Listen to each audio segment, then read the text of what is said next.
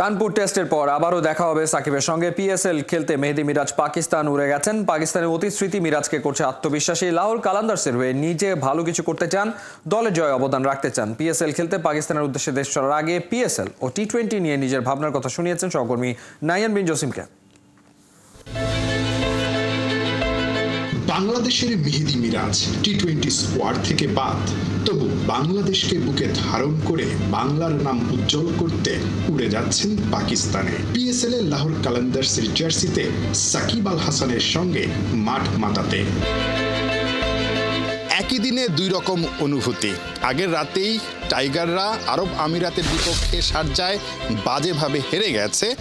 আবার একই দিনে অর্থাৎ আজকের দিনটাই মেহেদী হাসান মিরাজ এখন থেকে 4-5 ঘন্টা পরে আসলে পাকিস্তানের ফ্লাইট ধরবেন প্রথমবারের মতো পিএসএল খেলার জন্য লাহোর কালান্দার্সের হয়ে।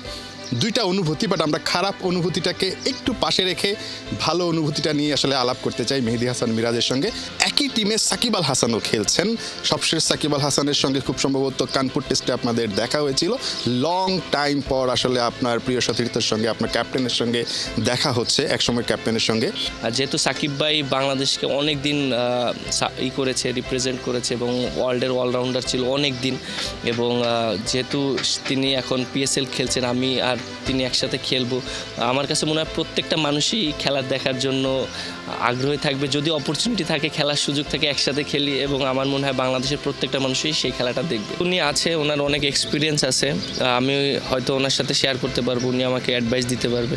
যেহেতু বাংলাদেশ টিমে যখনই খেলেছি অনেক ম্যাক্সিমাম টাইম আমি ওনার কাছ থেকে বোলিং যখন করতাম টিপস নিতাম কীভাবে করলে ভালো হবে ডিউরিং দ্য ম্যাচ। সো এই জিনিসটা আমার মনে হয় কাজে লাগবে, যেহেতু আমরা এক টিমে আছি।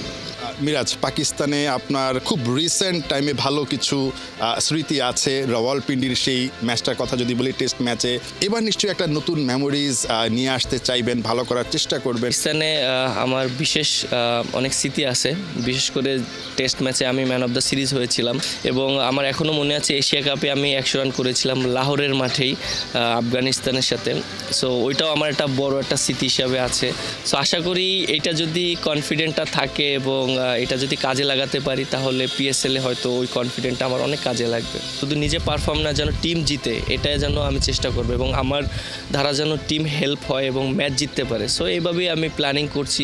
একই টাইমে হয়তো বা বাংলাদেশ টিমও সেখানে থাকবে, মানে কাছাকাছি একটা জায়গায় হয়তো বা বাংলাদেশের থাকা হবে। এই অনুভূতিটা কেমন আসলে, যে ন্যাশনাল টিমে খেলতে পারছেন না, ফ্র্যাঞ্চাইজি লিগে খেলছেন? যদি টি-20তে বাদ না পড়তাম, হয়তো এই অপরচুনিটিগুলো পেতাম না পিএসএল খেলার বা বাইরে খেলার। সো এটাও আমার জন্য একটা পজিটিভ দিক, আমি মনে করি। আমি সবসময় পজিটিভ দিকই নেই। এটা একটু কঠিন প্রশ্ন করব এবার, কারণ হচ্ছে যেহেতু আসলে টি-20 নিয়ে আলাপ করছি, আপনি মোটামুটি প্ল্যানেই ছিলেন।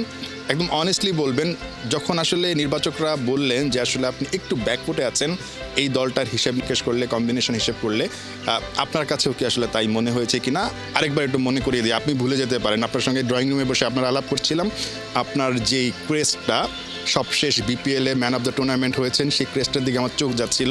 তখন মনে হচ্ছিল যে মিরাজ তো আসলে থাকতেই পারতো এই স্কোয়াডে, এবং এটা সবাই মনে করে। অনেস্টলি বলবেন, আপনি কি মনে করেন আপনি একটু ব্যাকফুটে ছিলেন?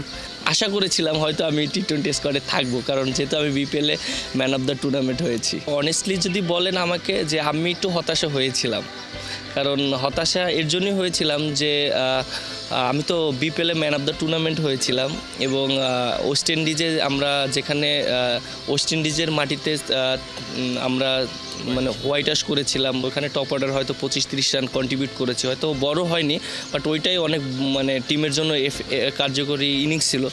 হ্যাঁ, আমাকে যদি ক্লিয়ার মেসেজ দিয়ে দেওয়া হয় যে না, আমাকে টি-20 আমি মানে খেলবো না বাইরে, তাহলে আমার জন্য ক্লিয়ার থাকে, কারণ আমি চিন্তা করতে পারবো ওডিআই টেস্টের জন্য আমি ফোকাস দিতে পারবো। মিরাজ, নতুন একটা মিশনে যাচ্ছেন, দারুণ একটা মিশন, এবং এখানে আপনার কিছু চ্যালেঞ্জও থাকবে, একই সঙ্গে ভালো করার একটা সুযোগ আছে। নিশ্চয়ই পিএসএলে দারুণ কিছু করে দেশে ফেরত আসবেন, এবং আবারও আপনার সঙ্গে নিশ্চয়ই আড্ডা দেওয়ার সুযোগ হবে। অনেক অনেক শুভকামনা থাকলো মিরাজ, নিশ্চয়ই ভালো কিছু নিয়ে আসতে পারবেন ভক্তদের জন্য। মিরাজের জন্য অনেক শুভকামনা থাকলো।